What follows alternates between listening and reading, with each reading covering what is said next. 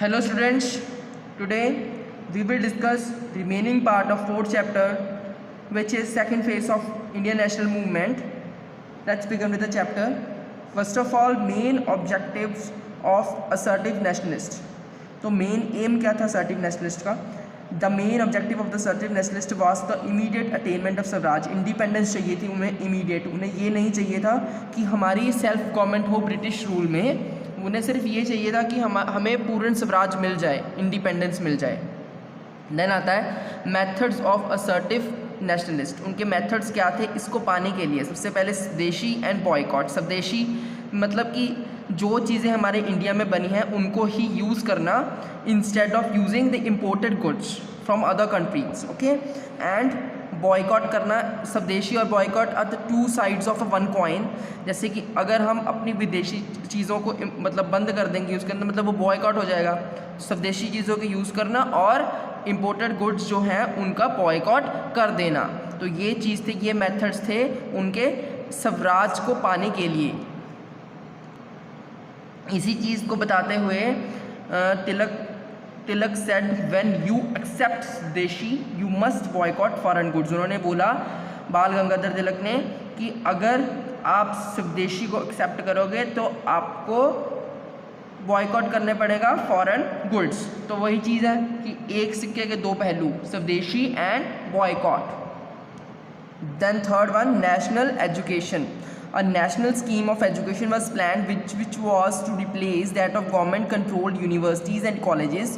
तो ये उनका एक नेशनल स्कीम उनकी ये थी असर्टिव नेशनलिस्ट की कि हमको जो गवर्नमेंट के अंडर पे कॉलेजेस यूनिवर्सिटीज़ आती हैं उनको उनके बदले में उनके स्टेड में स्टूडेंट्स को अपनी तरफ खींचना है, मतलब अपने कंट्रोल में रखना है. नेशनल यूनिवर्सिटीज़ खोलनी है.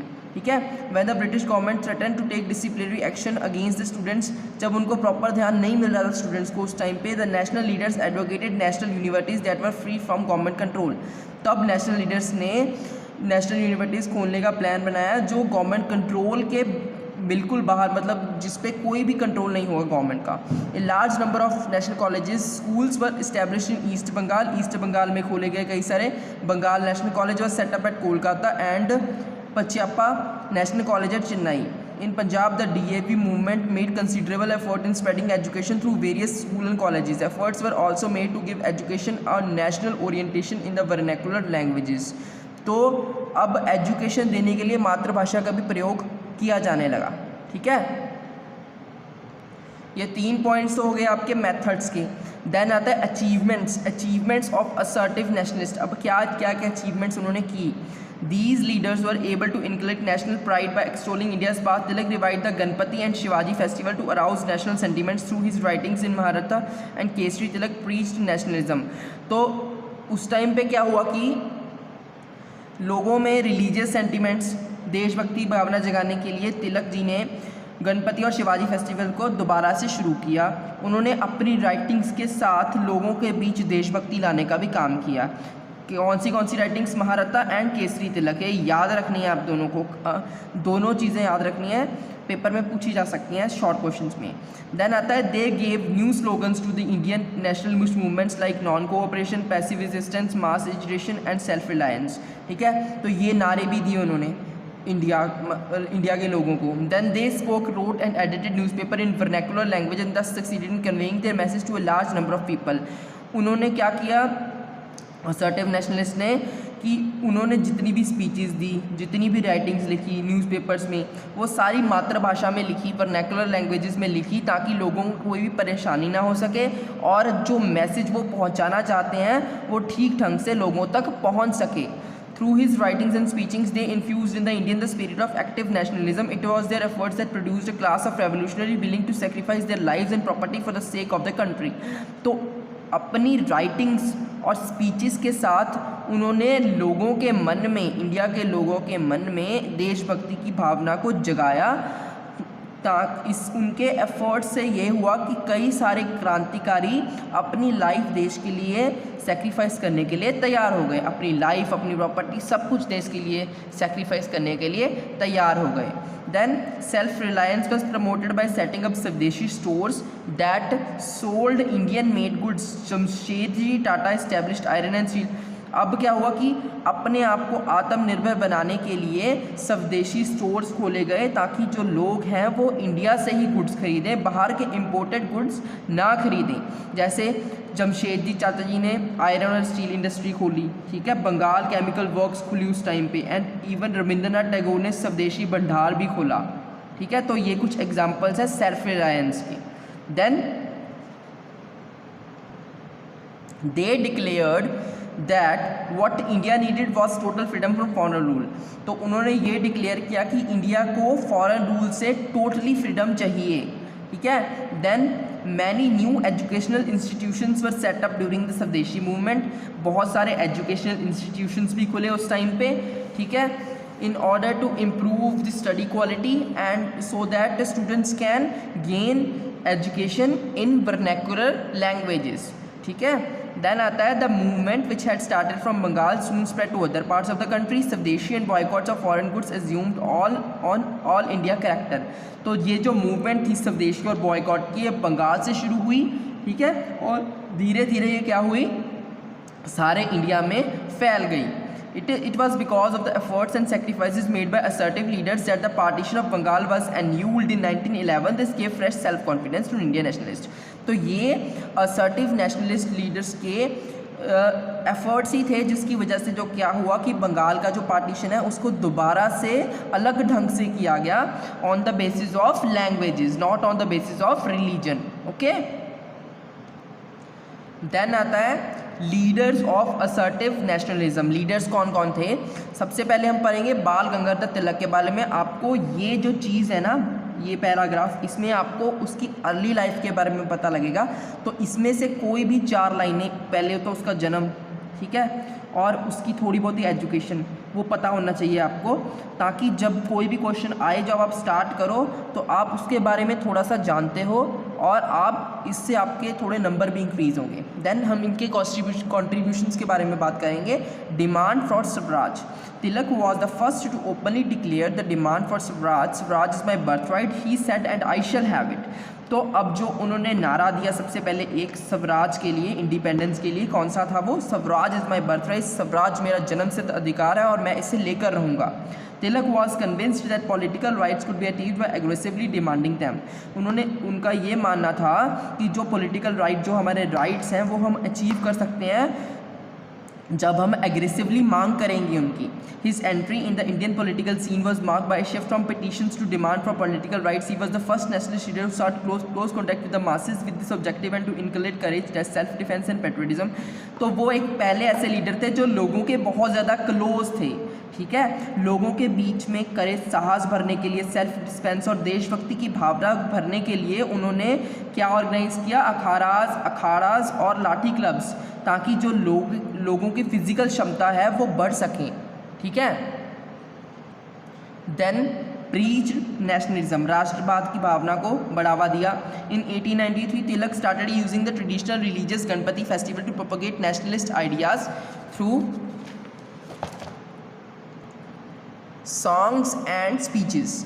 तो अब नेशनलिस्ट की भावना को राष्ट्रवाद की भावना को जगाने के लिए उन्होंने किसका सहारा लिया? गणपति फेस्टिवल का सहारा लिया, शिवाजी फेस्टिवल का सहारा लिया.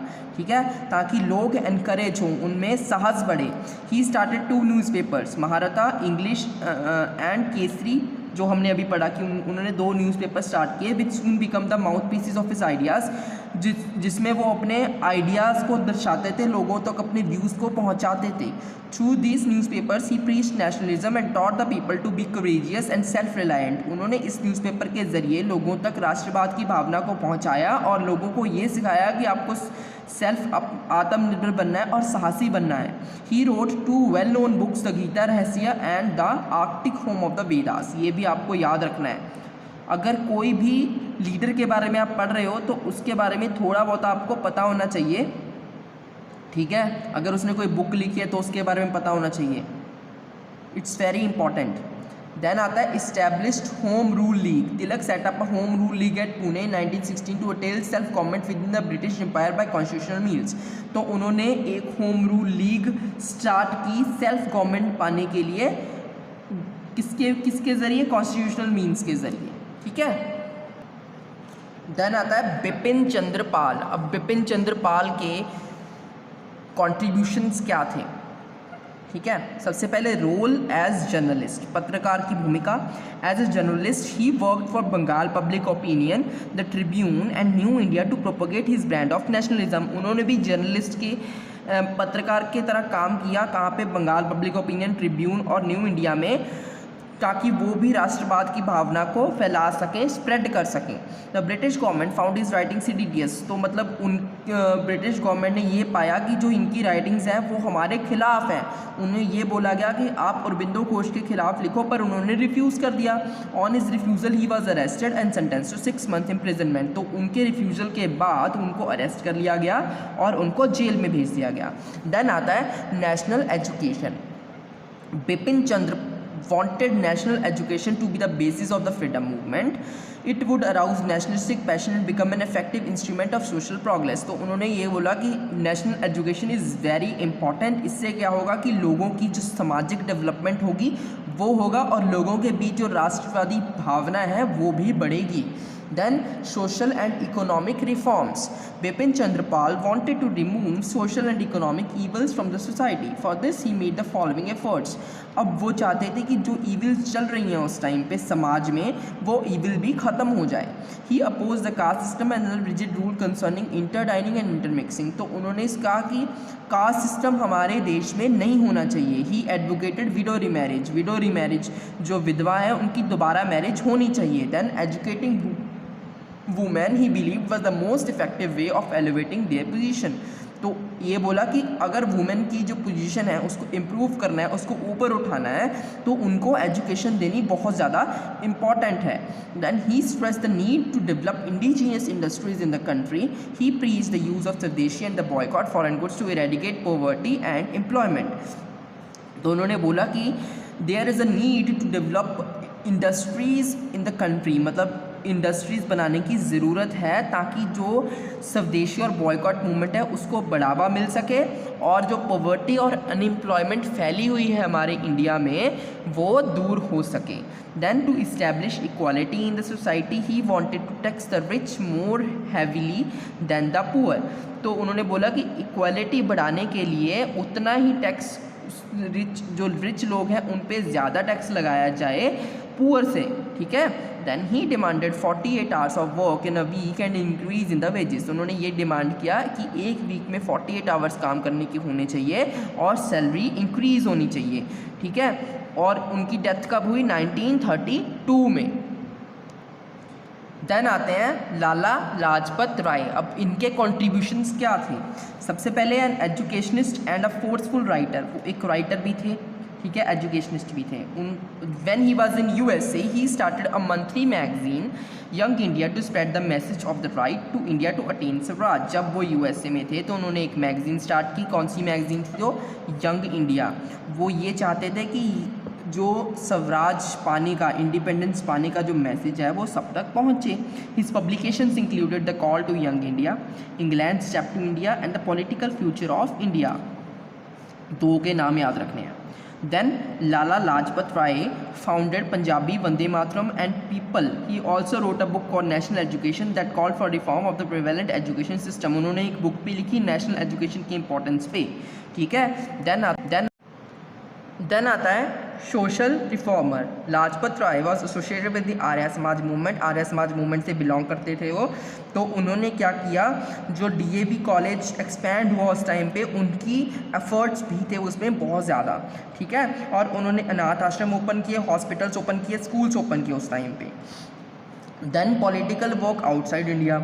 उन्होंने क्या किया कि अमेरिका में गदर पार्टी ज्वाइन की और यंग इंडिया मैगज़ीन में जो अपनी राइटिंग्स थी उसके ज़रिए जो यंग इंडियंस थे उनके मन में देशभक्ति की भावना को और जगा दिया, ठीक है। 1928 में जब वो साइमन कमीशन के खिलाफ प्रोटेस्ट कर रहे थे तो लाठी चार्ज में वो इतने इंजर हो गए कि उनकी डेथ हो गई उनकी वजह से। पर जो उनकी अच्छा थी फ्रीडम मूवमेंट, फ्रीडम पाने की, वो कब पूरी हुई? 15 अगस्त 1947।